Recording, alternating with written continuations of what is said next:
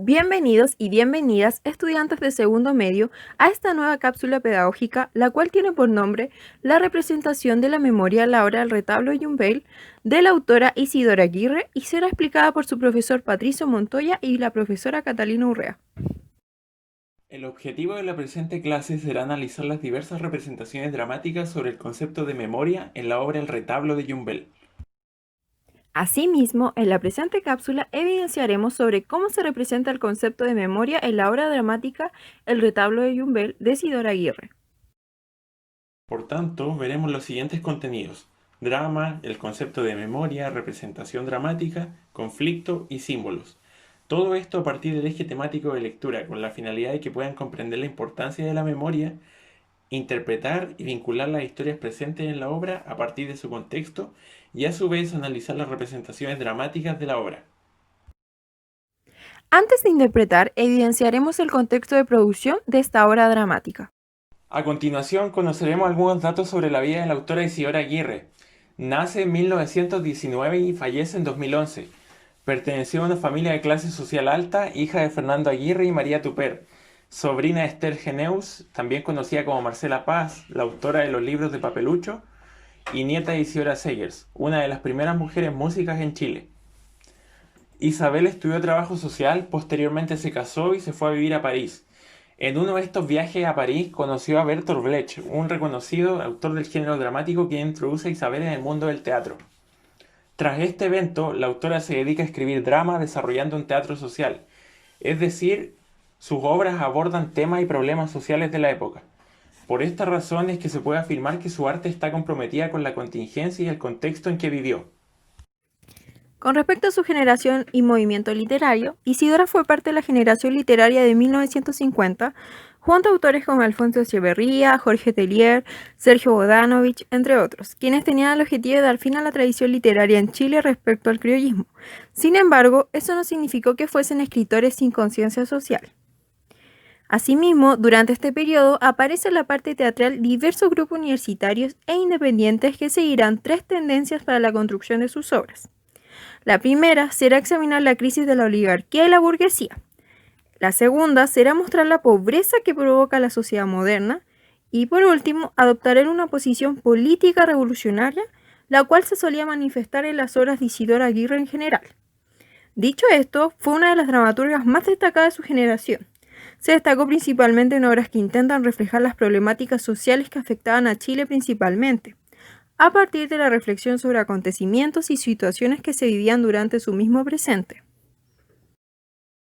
Sobre el diálogo con otros autores y autoras. La obra de Isidora Aguirre permite desarrollar un diálogo con otros escritores de la época que también ahondaron en la temática de la dictadura, conservando un carácter testimonial en su obra. Por esto podemos entablar un diálogo con la obra La muerte y la doncella, que trata sobre un régimen totalitario donde una chica es torturada y violada por sus captores. Tras un tiempo en libertad, ésta se encuentra con uno de los torturadores y debe afrontarlo a él y a su esposo, quien también servía a este régimen. Otra obra corresponde a Historia de un galpón abandonado, del autor Ramón Grifero. Está ambientada en un galpón que sirve de refugio a los perseguidos políticos de la dictadura y trata sobre una familia que se oculta en este recinto hasta que un grupo de personas se dedican a torturar y asesinar a los resguardados. La huida es un drama del autor Andrés Pérez que trata sobre el gobierno totalitario de Carlos Ibáñez del Campos y cómo éste mandaba a perseguir a todas personas aquellas que tuviesen una orientación sexual distinta o a aquellos que se identificaban con otro género. A su vez, mandaba a perseguir a aquellos que no pensaban de la misma manera que el gobierno a cargo de él. A través de estas tres obras hemos podido observar metáforas y símbolos que hacen alusión al periodo de la dictadura. Además, es posible rescatar la intención de presentar diversas injusticias cometidas en dictadura, persecuciones políticas, asesinatos, violaciones y secuestros. Como último elemento, hallamos el valor testimonial que comparten las tres representaciones, recogiendo testimonios reales y relatos que denuncian las atrocidades de la dictadura. Las obras más representativas de Isidora Aguirre. La primera de ellas y de las más reconocidas es la obra de La Pérgola de las Flores, creada en el año 1960, la cual representa las primeras décadas del siglo XX en Chile. Otra es la obra Los Papeleros, creada en el año 1962, una obra que visibiliza las precarias condiciones de vida de las familias que vivían en basurales.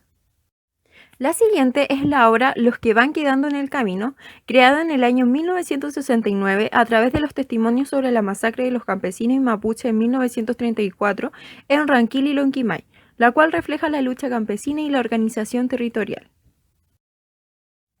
Otra obra es la llamada Lautaro, epopeya del pueblo mapuche, la cual a pedido de un amigo, la autora crea este drama en 1982 con la finalidad de visibilizar el conflicto mapuche con el Estado de Chile. Y finalmente tenemos la obra El retablo de Yumbel, estrenada el año 1985 como una forma de homenaje a los 19 detenidos desaparecidos de la zona, quienes en 1975 aparecieron sus restos en el cementerio de Yumbel. El retablo de Yumbel nace de la intención de rendir homenaje a los 19 detenidos desaparecidos hallados en el pueblo. Esta tarea fue encargada a Isabel Aguirre y un grupo de actores quienes representarían dicha obra. La autora se dedicó a investigar sobre estos sucesos, leyó cartas, habló con familiares de los difuntos y a partir de toda esta información construye su drama. La obra se compone de una historia por encima de otra, es decir, en la representación de una de ellas se intenta reflejar otra historia, que es la que tiene mayor relevancia. Asimismo, está dividida en dos partes de 8 cuadros, desde una técnica brechtiana, es decir, teatro dentro del teatro. Esta obra trata de reflexionar de manera musicalizada, combinando canciones y versos en prosa, lo que permite estructurar la obra y marcar la transición entre ambas historias. Asimismo, los personajes intentan reflejar a personas cotidianas que están representando una obra sobre el origen del santuario de San Sebastián, ubicado en el pueblo de Yumbel. La historia principal y que se está contando dentro de la misma obra es sobre el hallazgo de los cuerpos detenidos desaparecidos en la dictadura militar, los cuales eran familiares de personas que estaban haciendo la obra sobre la persecución de los cristianos. Esto sirve como una forma de homenaje a su memoria y a lo ocurrido en aquel lugar. Y la historia que estaban actuando los personajes es sobre la persecución de los cristianos en Roma y la ejecución de San Sebastián bajo la orden de Diocleciano. Esta segunda historia es una forma de metaforizar y simbolizar la persecución política y violencia que se ejerció por parte de los militares en la dictadura. Dicho esto, entre los elementos fundamentales de la obra apreciamos su valor testimonial, ya que la obra consta de un extenso proceso de investigación por parte de Isidora Aguirre para finalmente denunciar las persecuciones y asesinatos cometidos, y a su vez dar cuenta de una realidad que no se limita a Yumbel, sino que se extiende por este periodo en Latinoamérica. Antes de interpretar la obra, veamos, ¿qué entendemos por memoria colectiva? Es un término mencionado por primera vez por el sociólogo Maurice Halbach, la cual consiste en la valoración y el reconocimiento del pasado de un conjunto de personas o grupo colectivo a partir de acontecimientos que fueron vividos y de los cuales se pretende no volver a repetir. Afirmación que se suele asociar a la frase, un pueblo sin memoria es un pueblo sin futuro. Ahora veremos la representación del concepto de memoria en la obra. En primer lugar, es posible evidenciar 4 símbolos que son relevantes para evidenciar la representación del concepto dentro de la obra. El primero de ellos es la idea de prohibición, puesto que se presenta la idea de la censura y prohibición que estaba presente en el contexto de dictadura en Chile. A través de la negación de las doctrinas cristianas, de culto y reuniones que sucedieron en la persecución hacia los cristianos por parte de los romanos, es decir, se prohibía cualquier suceso que fuese por parte de los cristianos, pues se quería mantener de forma definitiva la identidad de los romanos. La segunda simbolización es la representación de la historia sobre la persecución de los cristianos, los cuales simbolizan de forma análoga lo que estaba sucediendo en el país hacia la ideología comunista y de izquierda en general, los cuales eran perseguidos y torturados de una forma similar a como se representa en la obra.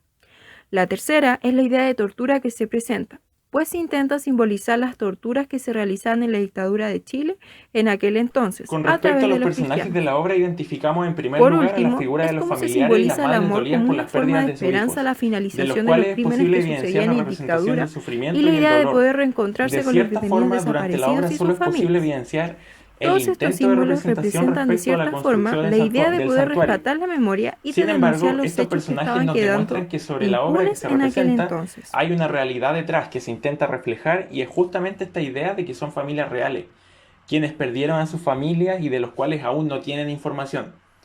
Por lo tanto, en los personajes se evidencia la idea de la memoria, a partir de que es junto con las familias que se obtiene el testimonio de los desaparecidos. Un segundo personaje viene a ser Sebastián, quien representa la analogía entre los desaparecidos de la zona de la región del Biobío y también simboliza este sujeto que fue torturado en dictadura y sufrió las injusticias. Asimismo, da cuenta de la dicotomía entre su historia sagrada frente al lugar y de cómo se vuelve a repetir la historia una vez más, de modo similar, como la de él en el cementerio cercano a su santuario. Por tanto, nuevamente está presente la idea del concepto de memoria, en el sentido de que se nos rescata dos historias de siglos distintos, pero que no están tan lejanas una con otra. Diocleciano, en tercer lugar, se representa como la fuerza antagónica, es decir, el dictador y el poder que oprime al perseguido político. Por tanto, su valor en la memoria también es importante por representar la idea del conflicto. Trae estos personajes que son parte de nuestra historia y corrompen parte de nuestra libertad en la sociedad. Es un tipo de personaje que se encontró tanto en la dictadura de 1973 como en otros momentos de nuestra historia, así como en el resto de países en el mundo. Un cuarto y último personaje que rescatamos es lo que representa el personaje de Magdalena, quien en el sentido de memoria y a su vez de testimonio nos demuestra una reflexión en torno a los sucesos que ocurrían fuera del contexto de nuestro país, y es la que permite reflexionar también hacia lo que sucedió en América Latina en general con las dictaduras durante este periodo. El conflicto de la obra se desata con el hallazgo de los 19 cuerpos en Yumbel y la identificación y confirmación de que fueron detenidos desaparecidos. Tras este evento comienza la denuncia de las torturas y las vulneraciones de los derechos humanos cometidas por los militares, que fueron expresadas metafóricamente con la persecución de los cristianos en la obra. Por tanto, la representación de la memoria se rescata fuertemente en su conflicto, debido al intento de reflejar y reflexionar en torno a estos sucesos. ¿Qué visión de mundo podemos evidenciar en la obra? Sin duda, es que la autora intenta demostrar a partir de una serie de testimonios la importancia de no volver a repetir los errores que se cometieron en el pasado. Por esa razón, construye dos historias. En una, para dejar en reflejo que olvidar el pasado causa que olvidemos lo que construimos en nuestro presente y que sin duda repercutirá en nuestro futuro. Asimismo, también deja en reflexión y en evidencia que lo que estaba sucediendo en el país estaba quedando en impunidad, donde se estaban destruyendo los valores que se construye como sociedad que vive en democracia, donde existía una supremacía dictatorial que violó los derechos humanos y se estaba borrando toda evidencia de aquello. Por esa razón, la obra nos permite de cierta forma que reflexionemos sobre qué es Chile, qué fue y qué queremos que sea. ¿Queremos volver a repetir estos sucesos? ¿Por qué debieron suceder? Por tanto, nos deja una serie de preguntas que nos permite reflexionar sobre la idea de nuestro país y sin duda recordar el pasado como una forma de volver a reconstruirnos. Finalmente, y a modo de síntesis, se destaca que es una obra que refleja un aporte importante a la memoria colectiva de nuestro país como del resto de Latinoamérica, para quienes tampoco es ajena a la situación que ocurrió en nuestro país y de la cual la autora logra a través de una analogía construir memoria desde la representación dramática. Asimismo, nos permite reflexionar sobre aquellos sucesos que sucedieron y que marcaron a nuestro país. Por tanto, evidenciamos que la autora nos deja con esta obra un tipo de teatro testimonial y de rescate de la memoria que sin duda es un aporte sumamente valioso para Chile. dicho esto, es que se aprecia que la construcción de estas obras de carácter testimonial nos permite poder retomar aquellos sucesos que ocurrieron en el pasado para que aquellas experiencias compartidas que vivimos como seres humanos puedan ser aprendidas y a su vez nos permite entablar una reflexión en torno a aquello que está en el presente como también en el futuro. Sin duda, esta obra, El retablo de Yumbel, nos permite rescatar nuevamente aquellos sucesos que en cualquier momento que vivamos de nuestra historia son parte de la memoria colectiva, de la cual la autora da cuenta en nuestra actualidad y nos permite volver a reflexionar sobre lo que sucede hoy en día en nuestro país, ya sea a través de los diversos símbolos de la representación de la memoria, de los personajes tipo que aún pueden volver a identificarse, como sucede con el personaje de Diocleciano, incluso con esta analogía de la historia de San Sebastián y la muerte de los 19 detenidos desaparecidos en Yumbel. Esto permite dar un nuevo significado a la figura de Sebastián. Asimismo, lo que sucede con la representación del conflicto o la idea de la visión de mundo que nos deja la obra. Dicho esto, Recordar estos sucesos a través de obras como el retablo de Yumbel es que se nos permite aprender de las diversas experiencias y los errores del pasado que ha cometido el ser humano. Y a continuación se presenta la bibliografía, la cual pueden consultar si quieren obtener más información o bien pueden preguntarnos a nosotros.